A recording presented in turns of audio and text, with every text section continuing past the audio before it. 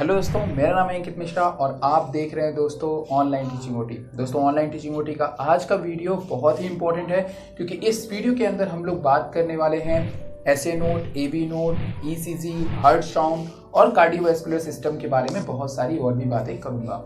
दोस्तों ये वीडियो थोड़ा सा लंबा है। यहाँ पे मैं आपसे एसए नोड, एबी नोड किस तरीके से काम करते हैं वो भी बताऊंगा। पेस मेकर भी इसी के बीच में हो जाएगा और उसके साथ में दोस्तों एसए नोड में किस तरीके से एक्शन पोटेंशियल होता है, कौन कौन से आयन ट्रांसपोर्ट्स होते हैं और एवी नोड में क्या किस तरीके का एक्शन पोटेंशियल होता है उसके बारे में भी इस वीडियो में हम लोग बात करेंगे। तो इस वीडियो को स्टार्ट करने के पहले मैं आपको थोड़ा सा बता देता हूं एसए नोड और एवी नोड के बारे में कि आखिर ये दोनों चीजें होती क्या हैं।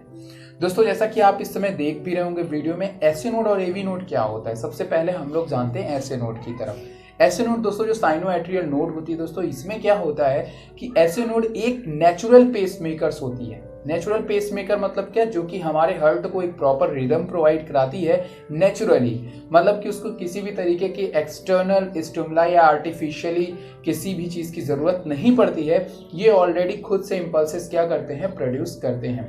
अब ये क्यों ऐसा करते हैं, क्योंकि इनके पास में कुछ स्पेशलाइज सेल होती हैं जो कि इस प्रकार के इंपल्सेस प्रोड्यूस करती हैं। अब ये पाई कहाँ पे जाती हैं, ये पाई जाती है हमारे आर्ट्रियल के वॉल पे, ठीक है ना।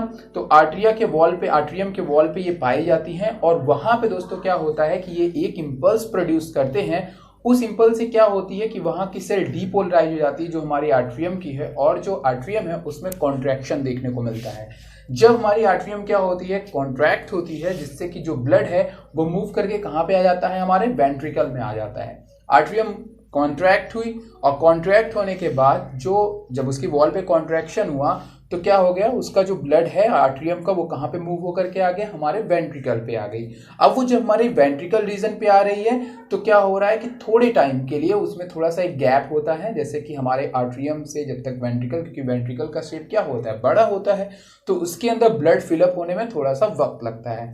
तो एक उसके भी छोटा सा गैप होता है, लेकिन उसके बाद दोस्तों वहीं पे जो हमारी आर्ट्रियम है और वेंट्रिकल है उसी पोर्शन के बीचों बीच में दोस्तों क्या होता है, हमारा होता है एवी नोड। क्या होता है, एवी नोड। मेन चीज आप जान लीजिए, एसए नोड, एवी नोड का काम है इंपल्सेस प्रोड्यूस करना। इंपल्सेस को प्रोड्यूस करके जो है उसको जो हमारी अलग स्पेशल टाइप की सेल्स है उनको इंपल्सेस को देना, ताकि हार्ट में कॉन्ट्रैक्शन हो सके अलग अलग चेम्बर्स में। जैसे कि मैंने एसए नोड की बात कही, वो कहाँ पे कर रहा है कॉन्ट्रैक्शन, आर्ट्रियम में कर रहा है। अब अगर मैं बात करूं एवी नोड की, तो एवी अब उसी जो एसए नोड का जो इंपल्स है वो कौन गेन करेगा, वो गेन करेगा, वो स्प्रेड होकर के आएगी किसके पास, हमारे एवी नोड के पास। अब एवी नोड के पास क्या होता है, कई चीजें होती हैं, जैसे कि परकिंजे फाइबर होते हैं, ठीक है ना। तो ये सभी चीजें वहां से क्या होती हैं कि एवी नोड आगे आकर के, देखिए दो चीजें दो पार्ट्स में डिवाइड हो गई, एक तरफ चली गई लेफ्ट साइड में, एक हो गई हमारी राइट साइड में। दोनों आपके अलग अलग साइड में मूव कर गई हैं, हमारी ब्रांचेस गई हुई है। ये किसकी हैं, एवी नोड की हैं। दोस्तों अब ये क्या करेंगे, जो अलग अलग हमारी ब्रांचेस आपको दिखाई दे रही है, बंडल ऑफ हेस वगैरह जो हैं, ये क्या करती हैं कि अलग अलग पार्ट्स में जाकर के हमारे वेंट्रिकल को डीपोलराइज कर देती हैं। हमारे वेंट्रिकल को क्या करती हैं, डीपोलराइज करती हैं। डीपोलराइज कैसे होगी, जब मैं उसको आपको एसए नोड और एवी नोड में भी बताऊंगा उसके मैकेनिज्म में, तो आपको समझ में आ जाएगी। बस अभी आप बस इतना वर्ड जानिए कि वहां पे वो क्या हो जाएगी, डीपोलराइज आएगी, ठीक है। एसए नोड आया, एसए नोड से किसके में आ गया, एवी नोड में आ गई वो इंपल्सेस। एवी नोड में आया तो एसए नोड आर्ट्रियम को किया, वहां पे ब्लड क्या हुआ, वहां पे वॉल कॉन्ट्रैक्ट हुई, किसमें आ गई, वेंट्रिकल में आ गई। अब वो जब वेंट्रिकल में आ गई तो वेंट्रिकल में आने के बाद फिर से क्या हुआ, उसमें डिपोलराइजेशन हुआ, कॉन्ट्रैक्शन हुआ, और जो हमारी ब्लड है अब वहां पे कॉन्ट्रैक्शन होने से हमारी ब्लड मूव करके कहां पे चली गई, एक चली गई हमारे पल्मोनरी ट्रंक में और एक हमारे आयोटा में। तो इस तरीके से कुछ ब्लड हमारे लंग्स में चली गई जो डीऑक्सीजनेटेड थी, और जो ऑक्सीजनेटेड ब्लड थी वो हमारी बॉडी में चली गई, क्योंकि दोनों चैम्बर्स में ये हो रहे हैं, दोनों तरफ के चैम्बर्स में ये प्रोसेस इक्वली हो रही है। इसीलिए हम इसको दोस्तों एसए नोड और एवी नोड के बारे में बात करना जरूरी होता है, क्योंकि ये रिदमिक मूवमेंट अगर नहीं होगी तो हार्ट पंप नहीं होगा, अगर मेम्ब्रेन डीपोलराइज नहीं होगी तो कॉन्ट्रैक्शन नहीं होगा। यही सब चीजें दोस्तों आपको समझनी है। अब यहाँ पे दोस्तों हम लोग बात करने वाले हैं एसए नोड और एवी नोड के मैकेनिज्म के बारे में, कि किस तरीके से एसए नोड में एक्शन पोटेंशियल होता है। देखिए दोस्तों, एक्शन पोटेंशियल जो एसए नोड की, सबसे पहले अगर मैं बात करूं तो एसए नोड में जो एक्शन पोटेंशियल होता है वो, और एवी नोड में जो एक्शन पोटेंशियल हो, बिल्कुल इसी तरह से होता है जैसे अभी तक आपने एक्शन पोटेंशियल देखा था नर्वस सिस्टम की, हमारी न्यूरॉन सेल्स के अंदर। बिल्कुल सेम टू सेम उसी तरीके से होता है, बस कुछ आयंस जो है वो एक्स्ट्रा इसमें आपको देखने को मिलते हैं जैसे कि कैल्शियम आयन। तो यहाँ पे आप बस कैल्शियम आयन की एक्टिविटी देखेंगे, वो आपको थोड़ा सा एक्स्ट्रा देखने को मिलता है, बाकी चीजें आपकी उसी तरह से रहेंगे जिस तरीके से वहां पे हमने एक्शन पोटेंशियल में देखा था। मतलब कि वहां पे भी हमने देखा था ना डिपोलराइजेशन, रीपोलराइजेशन, हाइपरपोलराइजेशन। यहाँ पे दोस्तों हम लोग केवल बात करेंगे डिपोलराइजेशन एंड रीपोलराइजेशन और थोड़ा सा रेस्टिंग के बारे में। ठीक, तो यहाँ पे दोस्तों आगे जो है इस वीडियो में दोस्तों मैं आपसे बात करने वाला हूँ इसी के बारे में, ध्यान से इसको देखते रहिए। तो ये एसए नोड एवी नोड था दोस्तों। अब मैं इन्हीं इंपल्सेस के बारे में आपको बताऊंगा कि आखिर जो हमारा एसए नोड है उसमें किस तरीके से इंपल्सेस काम कर रही है, कौन कौन से आयन वहाँ पे हमें ज़रूरी है जानने दोस्तों। तो यहाँ पे सबसे पहले जो आपके सामने है वो है दोस्तों pacemaker potential is achieved by. यहाँ पे सबसे पहले हम लोग बात कर रहे हैं दोस्तों, वो बात कर रहे हैं एसए नोड के बारे में। ध्यान रखिएगा ये किसके बारे में है, एसए नोड के बारे में। एसए नोड में किस तरीके से एक्शन पोटेंशियल काम करता है, कौन कौन से चैनल्स काम करते हैं, कौन कौन सी चीज़ें जो है सही समय पे होती है एसए नोड के टाइम पे। तो सबसे पहले क्या होता है दोस्तों, जो पेस मेकर पोटेंशियल होता है वो अचीव्ड होता है, मतलब एक पोटेंशियल में होता है जिसको कि होना ज़रूरी होता है। अगर उस पोटेंशियल तक वो नहीं पहुँचेगी तो चैनल्स ओपन नहीं होंगे। तो जब दोस्तों पेस मेकर का जो पोटेंशियल होता है वो अपने एक जो कहते हैं एक टारगेट तक पहुंच जाता है तो एससीएन चैनल क्या होते हैं, ओपन हो जाते हैं। अब ये एससीएन चैनल क्या होता है दोस्तों, जो एससीएन चैनल होते हैं उनको हम लोग कहते हैं hyperpolarization activated cyclic nucleotide gated ion channel. तो दोस्तों ये क्या होते हैं कि एससीएन चैनल होते हैं हमारे, जो कि क्या होते हैं, ओपन हो जाते हैं। जब एससीएन चैनल ओपन होते हैं दोस्तों, जिससे कि जो सोडियम आयन है वो सेल के अंदर आना क्या होता है, शुरू हो जाता है। मेम्ब्रेन के अंदर आना वो क्या होता है, शुरू हो जाता है। ये जो आपको दिखाई दे रहा है धीरे धीरे जैसे जैसे हमारा सोडियम आयन जो है दोस्तों वो क्या होगा कि slow influx of sodium ion pre potential, जैसे जैसे सोडियम आयन हमारे मेम्ब्रेन के अंदर आएगा, जो हमारी मेम्ब्रेन धीरे धीरे इसका जो थ्रेशोल्ड धीरे धीरे जो इसका पोटेंशियल है वो क्या होगा, बढ़ना शुरू करेगा। जैसे इसका पोटेंशियल दोस्तों -40 के आसपास में पहुंचेगा तो कैल्शियम आयन चैनल होती है, इसी मेम्ब्रेन पे क्या होती है, कैल्शियम आयन चैनल होती है, जो कि क्या हो जाती है, एक्टिवेटेड हो जाती हैं। ध्यान सुनिएगा, जैसे ही सोडियम आयन धीरे धीरे आ रहा था और ये क्या हुआ -40 तक पहुंच गया सोडियम आयन, जैसा कि मैंने ये ग्राफ के थ्रू आपको शो किया। देखिए धीरे धीरे क्या हो रहा है, सोडियम आयन आ रहा है और इसके बाद क्या है, जब ऐसे ही अपने एक थ्रेशोल्ड -40 तक पहुंचा, कैल्शियम आयन ओपन हो गया। और जैसे ही एक्शन पोटेंशियल, यहाँ पे देखिए एक्शन पोटेंशियल इन SA node eight 40 MV voltage gated calcium ion channel open, और जैसे ही 40 पे पहुंचा और कैल्शियम आयन ओपन हो गया, तुरंत जो है कैल्शियम आयन क्या होगी, अंदर आना शुरू कर देगी। रैपिड इन्फ्लक्स, तुरंत मतलब कि बहुत तेजी से अंदर आएगी और इस मेम्ब्रेन को पूरी तरीके से क्या कर देगी, डीपोलराइज कर देगी। जब ये मेम्ब्रेन हमारी क्या हो जाएगी, डीपोलराइज हो जाएगी, देखिए कैल्शियम आयन एक पीक तक जाएगी, मतलब जहां तक वो मेम्ब्रेन डीपोलराइज कर सकती है वहां तक वो जो है मेम्ब्रेन को क्या कर देगी, डीपोलराइज कर देगी।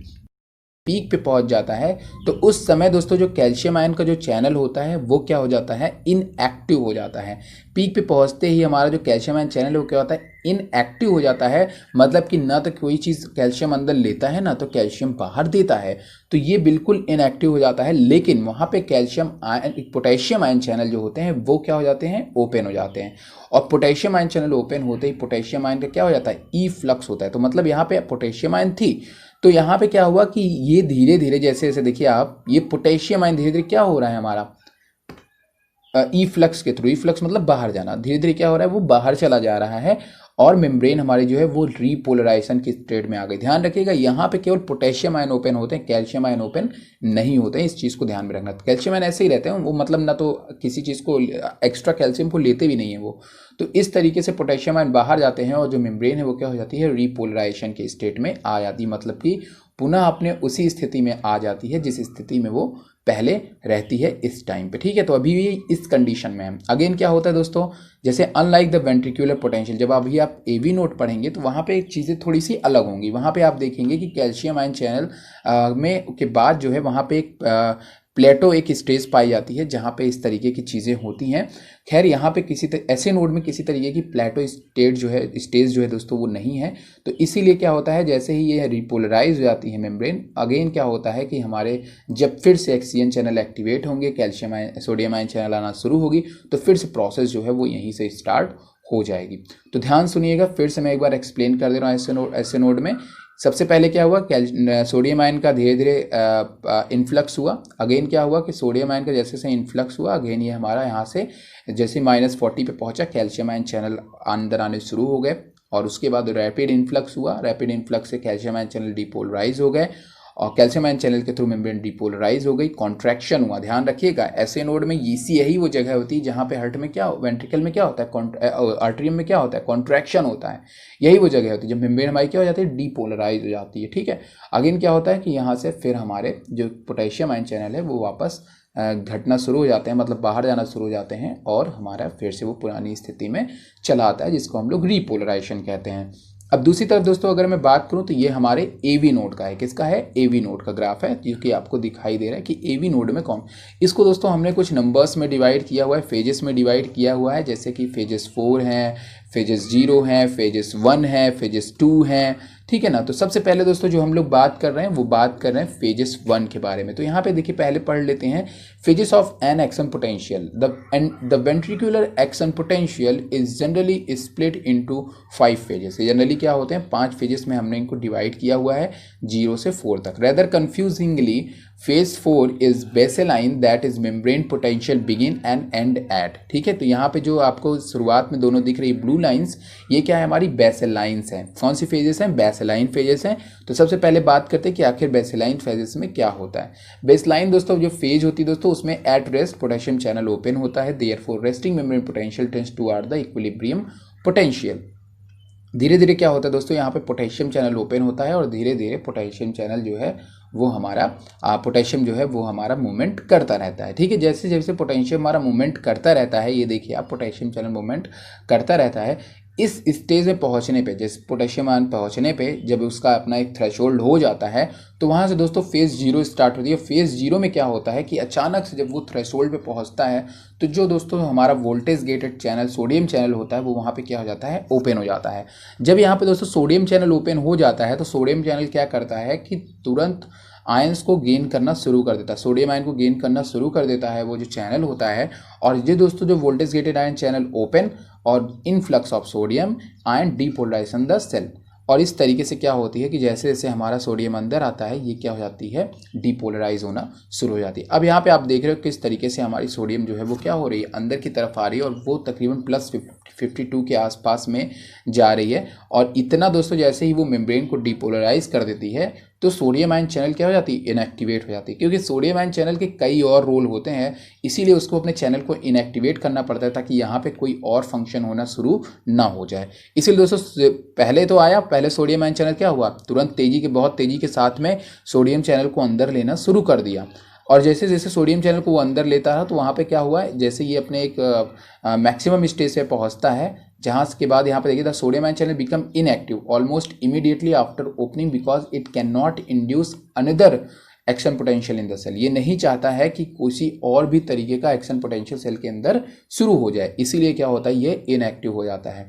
जैसे दोस्तों ये क्या होता है, सोडियम आयन चैनल यहाँ पे पहुँचता है और ये इनएक्टिव होता है। यहीं से क्या होता है दोस्तों कि एक नई फेज चलनी शुरू होती है जिसको हम लोग बोलते हैं नॉच। इस एरिया को जो नंबर 1 दिख रहा है आपको रेड कलर से, इसको हम लोग कहते हैं नॉच। क्या कहते हैं, नॉच।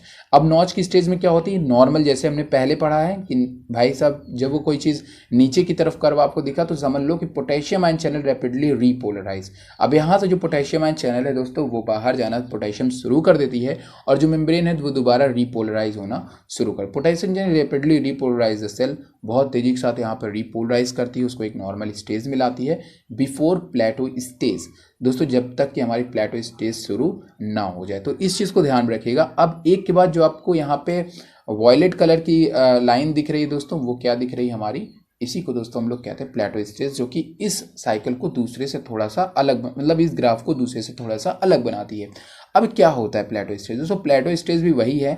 मेन मैंने क्या कहा कि अगर यहाँ पे पोटेंशियल आपको जनरेट करना है तो कैल्शियम आयन की जरूरत पड़नी। तो यहाँ पे फेज 2 जिसको हम लोग प्लेटो कहते हैं, इस स्टेज में दोस्तों कैल्शियम आयन चैनल क्या हो जाती हैं, एक्टिवेट होती हैं। कैसे एक्टिवेट होती है, कैल्शियम आयन जो मेम्ब्रेन होता है वहाँ पे एक L type calcium ion channel होता है। क्या होता है, L type calcium ion channel होता है, जो कि दोस्तों क्या करता है, कैल्शियम आयन को एंटर कराता है सेल के अंदर। ठीक है, L type calcium ion channel होता है जिसके थ्रू ये सेल के अंदर आना कैल्शियम शुरू करती हैं। जब ये सेल के अंदर आना कैल्शियम शुरू करती हैं तो क्या होती हैं कि ये एक यहाँ पे पहुँच जाती हैं और ये बिल्कुल मेंटेन रखती हैं। क्या करती हैं, बिल्कुल इस चीज़ को मेंटेन रखती हैं, हमारा जो इम्पल्सेस होता है उसको मेंटेन रखती हैं। और फाइनली जैसे ही प्लेटो स्टेज हमारा खत्म होता है, मेम्ब्रेन फिर से अगेन यहाँ पे रिपोलराइज होना शुरू करती है। अब ये रिपोलराइज कैसे होगी, यहाँ पे है as calcium ion channel close जैसे पहले होता था। कैल्शियम आयन चैनल क्लोज हो जाएगी, ना तो किसी चीज़ को अंदर लेगी ना कभी बाहर करेगी। Calcium ion current succeed in repolarising the cell. Potassium ion channel current जो है दोस्तों वो लगातार रिपोलराइज करती रहेगी, सेल को बाहर जाती रहेगी। Sodium ion channel will begin to recover from activation of membrane protection become more negative. जैसे यहाँ पे दोस्तों क्या होगा, दोबारा यहाँ पे इस जगह पे पहुंचेगी, अगेन यहाँ से क्या होगा कि हमारा सोडियम आयन चैनल फिर से ओपन होगा और इस तरीके से नई प्रोसेस हमारी यहाँ से स्टार्ट हो जाएगी। तो यहाँ पे आपका पोटेशियम आयन चैनल इसको फिर से रिपोलराइज करना शुरू करेगी। तो इस तरीके से आप देख रहे हो कि ये हमारा जो पीछे वाला था वो SA नोड था और ये हमारा AB नोड था। तो यहाँ पे क्या करना है कि जो डिफरेंट फेजेस हैं उस फेजेस को आपको ध्यान में रख लेना है, ताकि आपको एक सही डायरेक्शन मिल सके कि कौन कौन सी चीज़ें यहाँ पे आपको देखने को मिल रही है दोस्तों। अब देखिए अगेन मैं आपको बात बताऊँ दोस्तों, तो यहाँ पे आपके सामने जो अब दिखाई दे रहा है इसको हम लोग कहते हैं ECG। दोस्तों जब आप ECG को समझ जाओगे तो आपको कई चीज़ें समझ में आ जाएंगी। सबसे पहले अगर मैं हार्ट की बात करूं तो हार्ट में आप क्या देखते हो कि नॉर्मली आप देखते हो कि एक रिदमिक मूवमेंट होता है दोनों तरफ, हार्ट के दोनों, राइट और लेफ्ट आर्ट्रियम में भी और राइट और लेफ्ट वेंट्रिकल में भी। तो ये जो मूवमेंट होता है दोस्तों, इसी मूवमेंट को इस ग्राफ के थ्रू हम लोग ECG जो कि हम लोग हॉस्पिटल्स वगैरह में देखते हैं टीवी स्क्रीन पे कि इस तरीके से एक मूवमेंट आपको दिखाई देता रहता है, वो मूवमेंट वो रीडिंग क्या होती है उसी को आइए समझने की कोशिश करते हैं दोस्तों। ध्यान से सुनिएगा, जब हमने स्टार्ट में आपको SA नोड बताया हुआ था तो SA नोड में मैंने आपको क्या कहा था कि जब हमारी मेम्ब्रेन क्या हो जाती है, डीपोलराइज होती है दोस्तों। यहाँ पे जो P वाला रीजन होता है ना, जो यहाँ पे देखिए रीपोलराइज, यहाँ पे देखिए P wave represent atrium depolarization, तो ये वही रीजन है जो कि वहाँ पे पीक पे आपको दिखाई देता है SA नोड पे, ठीक है। तो यहाँ पे क्या हो रहा है दोस्तों कि P wave represent atrium depolarization. P wave जो होता है दोस्तों, जब हमारी आर्ट्रियम कॉन्ट्रैक्ट करती है तो उसको शो करता है हमारा P wave, which spread from SA node through out the atrium. ये किसके थ्रू होता है, SA नोड के थ्रू आर्ट्रिया में होता है। And usually 80 to 100 millisecond in duration. इसका जो एक टाइम होता है दोस्तों वो तकरीबन 80 से लेकर के 100 मिलीसेकेंड के बीच में होता है। तो देखिए यहाँ पे एक जो छोटा सा ये कॉन्ट्रैक्शन ऑफ आर्ट्रियम है दोस्तों, ये कॉन्ट्रैक्ट करते हैं हमारे आर्ट्रियम को। सेकेंड जो वेव आपको बहुत ही ज़्यादा बड़ी दिखाई दे रही है दोस्तों, जाहिर तौर पर जो सबसे ज़्यादा कॉन्ट्रैक्शन आपको देखने को मिलता है, डीपोलराइजेशन देखने को मिलता है, वो देखने को मिलता है हमें वेंट्रिकल वाले पोर्शन में। तो ये दोस्तों हमारा वेंट्रिकल वाला पोर्शन है। जब आप देखते हो कि सोडियम आयन चैनल हमारी डीपोलराइज करती है मेम्ब्रेन की, ये वो वाला पोर्शन है दोस्तों जो कि आपको यहाँ पे दिखाई दे रहा है। इसको हम लोग कहते हैं QRS कॉम्प्लेक्स, QRS कॉम्प्लेक्स। देखिए सबसे पहले हमारा आर्ट्रियम वाला है, उसका ग्राफ इस तरह। अब देखिए QR और उसके बाद दोस्तों यहाँ पे हमारा S। तो ये चीज़ जो है दोस्तों, ये पूरी जो कॉम्प्लेक्स है दोस्तों, ये इंडिकेट करती है कॉन्ट्रैक्शन ऑफ वेंट्रिकल को। जब हमारे वेंट्रिकल में कॉन्ट्रैक्शन होता है तब हम इसको शो करते हैं QRS, तब हमारी रीडिंग ये आती है। तो कभी आपको अगर इस तरह की जो हाई पीक वाली रीडिंग दिखे, जान लीजिए आपका वेंट्रिकल कॉन्ट्रैक्ट कर रहा है, ब्लड को पंप कर रहा है।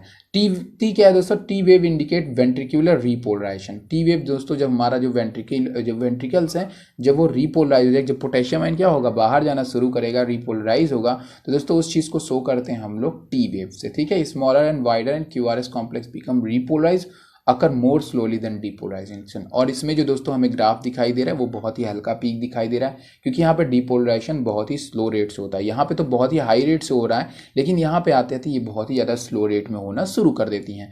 PR इंटरवल क्या होता है दोस्तों, PR interval include the P wave and R segment. The PR segment represent the time taken by AB node to conduct the impulse.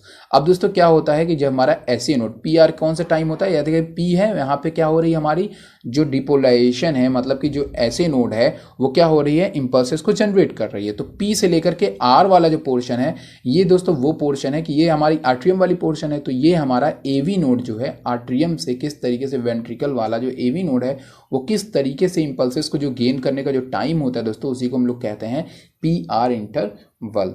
आगे यहाँ पे है ST सेगमेंट। अब ये दोस्तों ये ST सेगमेंट क्या होता है, ST segment represent the gap between depolarization and depolarization in the ventricle.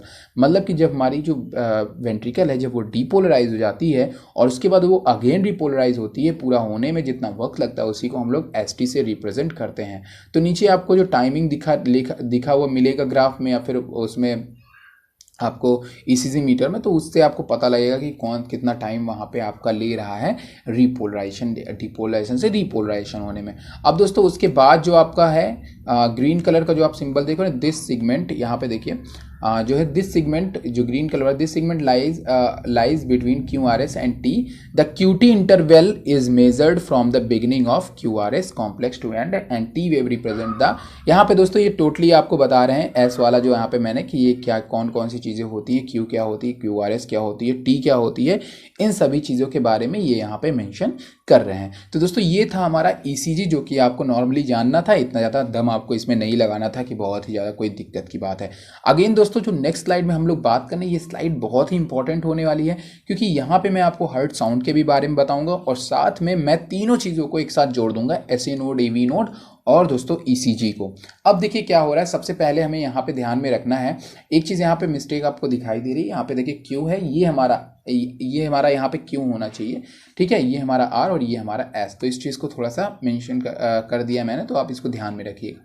सबसे पहले यहाँ पे अगर आप देखिए तो यहाँ पे आपको क्या दिखाई दे रहा है, यहाँ पे आपको दिखाई दे रहा है, सबसे पहले ईसीजी पे आते हैं तो पी वाला जो पोर्शन होता है दोस्तों वो कौन सा पोर्शन है, ये जो पीक होता है दोस्तों वो क्या है, इसका पी वाला पोर्शन है। क्योंकि दोस्तों एसए नोड में क्या होता है, एसए नोड में ये यहाँ पे सोडियम आयन जैसे थ्रेशोल्ड पे पहुंचता है तो मेम्ब्रेन क्या हो जाती है, डीपोलराइजेशन हो जाती है।